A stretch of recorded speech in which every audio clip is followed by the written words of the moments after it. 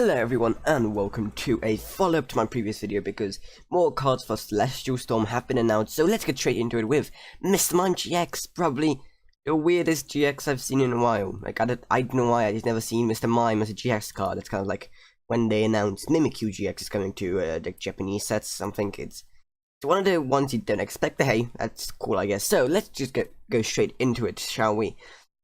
So he has 150 HP, and according to this, he has no resistance and no weakness, which is very Mr. Mime-like.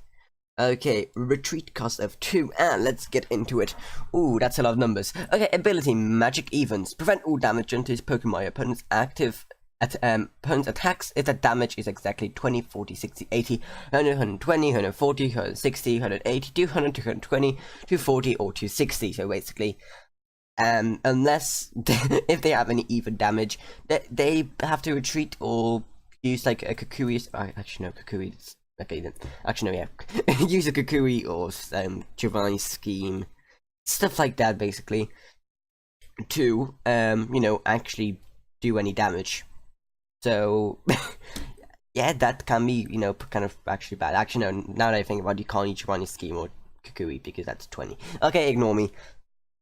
So yeah, that's actually really interesting because it forces your opponents to like retreat, stuff like that. So it's kind of similar to stuff like a load of Ninetales or Hooper not allowing you to get damaged by GXs.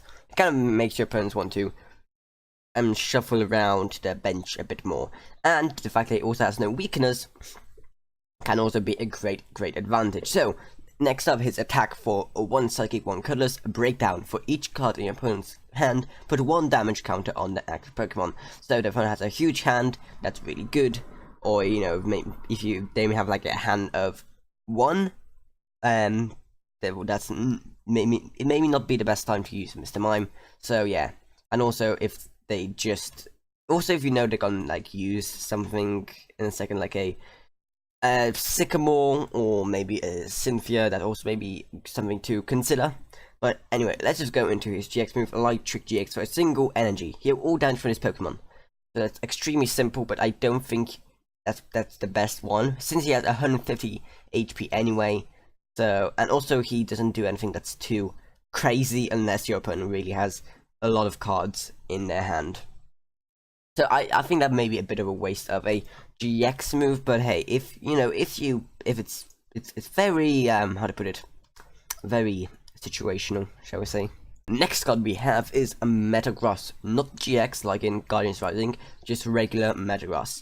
So let's start with his stats: 170 HP, his Steel, Weakness to Fire, Resistance to Psychic, and 4 retreat cost. So that's kind of high. Let's see if it's worth it though. Ability, Extend. As long as the Pokemon is your active Pokemon, your turn does not end when you play Steven's Resolve, which is a card we'll be getting to in a second. Don't worry about that. So I'll be kind of going over that move in a second, but for now let's go on to his attack. Meteor Mash for 60. During your next turn, this Pokemon's Meteor Mash attack does 60 more damage. So if you just keep on doing it over and over, to go 60, 120, 180, because it stacks. There's 60 more damage than it does right now. I believe there's 60 more damage than it did previously. Is that how it works? I think so, yeah. 60 more damage than it did. Oh no. Or just 120. Ooh, I actually don't know about one. It's probably one of the things they will have Pokemon has to probably clarify in the future, because I'm actually not sure. It's kind of like the whole Raichu GX or stuff like that, or like retreating to stop an ability that I can't remember again, that way your Pokemon's knocked out at the end of the turn. So yeah, overall, if that does stack, that can be great, and it may be worth keeping him alive. So he has 170 HP. That's literally more than a GX, Mr. Mime GX. So yeah, it's going, adding something like a Fighting Fury bout also, or a Choice Band can be really good to go with Meteor Mash as well. So yeah, keep him alive for as long as possible if Meteor Mash works like I think it does. So just kind of 60 onto it every single go. If not, I don't think he's as good, especially that he's a stage 2 Pokemon, but still could be good if you're holding on to him for as long as possible. Next up is Steven's Resolve, the card from the previous card from Metagross, and let's see what he does. Search your deck for up to 3 cards and put them into your hand, then shuffle your deck. Your turn ends. So of course, he's best used with Metagross just because your turn doesn't end. So I think that's one of the main reasons to even have him in your deck, is so you can just not end your turn with this. That's 3 cards, any cards you want, and put them into your hand. So it's not like Mallow, where you choose 2 cards and put it on top of your deck. It's just 3 cards, whatever you want, into your hand. And combine that with Metagross, where it's just, you know, risk-free. You don't end your turn. I have like maybe a playset of them or something like that in your deck, and that can be really, really powerful because you have just what you want. And when you don't, you know, maybe it's a Cynthia or a Howl will do the trick as well.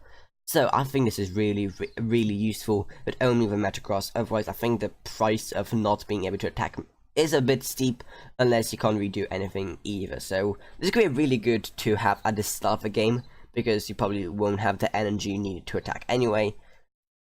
Or maybe any other point in the game where you don't really want to attack, you may just do this instead. So I think that this could be it's very situational, but again, when it works, it can be really, really powerful, and even probably game-changing, seeing as it's 3 cards, any cards you want. And finally, we have a Beast Ball.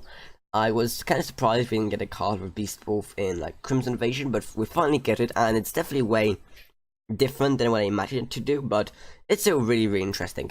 Look at your face-down prize cards. You may review an Ultra Beast card you find there, put it into your hand, and put this Beast Ball in its place. If you don't review an Ultra Beast card, put this card in a discard pile, then shuffle your face-down prize cards. So this is really good in several ways. First off, you get to see what your prize cards are if you didn't get to see it from your deck, so that's really good. And also, you get an Ultra Beast, which is also really good. So just, you know, it's the free GX if you're using a GX one, or I mean that's probably like the GX the Ultra Beast you want to use it on, because if you have like a Ultra Beast that isn't a GX, that like the ones we got in Forbidden Light, you may not want to use this because, you know, free GXs just for using an item card, that's usually a better trade. But hey, but it's kind of like a Gladion, but it's a lot more specific. It's an item card, so you can use as many of them as you like in a single turn, but also it's restricted to just Ultra Beast. So if you're playing a deck with lots of Ultra Beast, this could be really useful, maybe for an Buzzwole deck, because you would want to get that Buzzwole out as soon as possible when you attach a Beast Energy to him, so that could be very useful for that either. So, that's all the other cards announced. When I announce any more, I'll probably do another video, but for now, hope you enjoyed this video. If you did, remember to subscribe, like, whatever, and see you all whenever I make next. Goodbye, everyone. Goodbye.